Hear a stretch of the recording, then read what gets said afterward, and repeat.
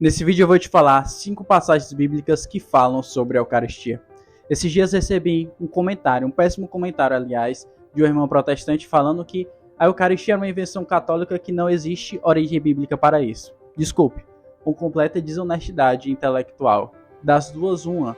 Ou ela não lê a Bíblia, ou além de ter tirado 7 livros, deve ter tirado esses que falam também sobre a Eucaristia. A gente vê em João, capítulo 6, versículos 54 ao 57, o próprio Jesus celebra a Eucaristia. Isso é bem claro. Jesus diz o seguinte: quem come a minha carne e bebe o meu sangue tem a vida eterna, e eu ressuscitarei no último dia.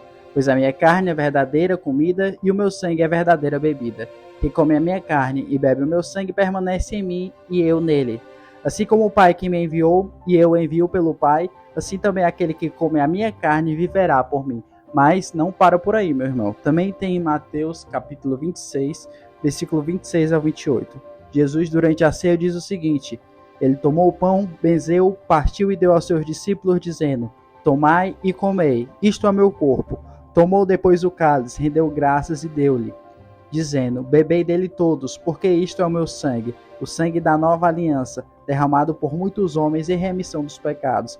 Mas veja só, não foi só Jesus que celebrava a Eucaristia. Quando a gente vê os primeiros cristãos, os seguidores de Cristo, os apóstolos, eles também celebravam a Eucaristia e faziam a fração do pão. Por quê? Porque ali não era um simbolismo. Ali foi a forma que Cristo quis para continuar conosco. Então, por isso que hoje nós católicos, no século XXI, nós celebramos a Eucaristia, porque ali é a presença de Cristo. Ali é Cristo querendo ficar conosco todos os dias.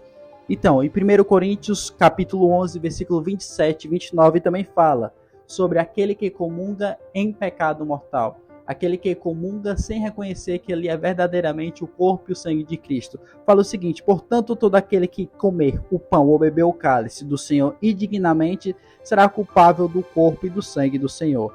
Que cada um se examine a si mesmo, e assim que coma desse pão e beba desse cálice. Aquele que come e o bebe sem distinguir o corpo do Senhor, come e bebe da sua própria condenação.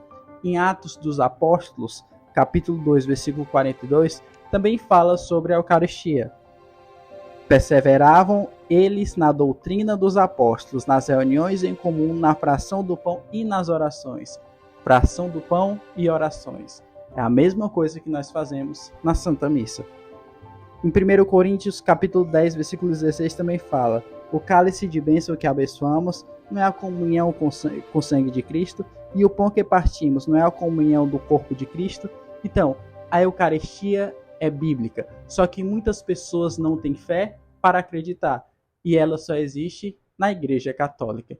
Olha esse vídeo aqui do Padre Paulo Ricardo, falando sobre os símbolos eucarísticos. Quando eu falo símbolos eucarísticos, eu não estou dizendo que a Eucaristia, a missa, é uma simbologia, não. A missa é a presença real de Cristo, mas eu estou me referindo à matéria, o sangue, ou o vinho que vira sangue, e a hóstia, que vira o corpo de Cristo. Presta atenção, por que Cristo escolheu o vinho e o pão?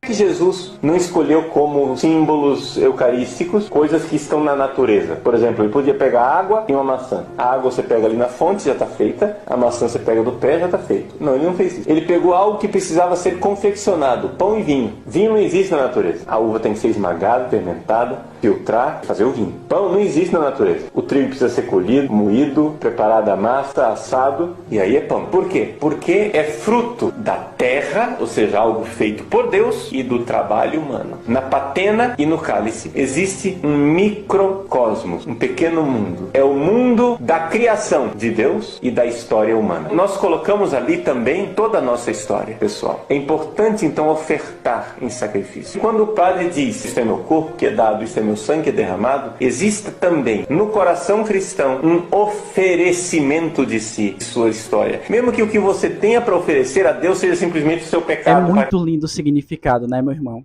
Por isso que todos os dias, quando a gente for na missa, quando a gente for na igreja, que a gente possa visitar Jesus vivo e ressuscitado no sacrário. Que todos os dias a gente possa falar: Senhor, eu creio, mas aumenta a minha fé, porque eu quero estar cada vez mais próximo de Ti. Porque o verdadeiro sentido do catolicismo, o verdadeiro católico, é aquele que adora Jesus sacramentado. O São João Bosco falava: quer ser santo? vá várias vezes, visite várias vezes o Santíssimo Sacramento. Eis Jesus vivo, presente na Eucaristia. Gostou do vídeo? Não esquece de deixar o like e se inscrever no canal.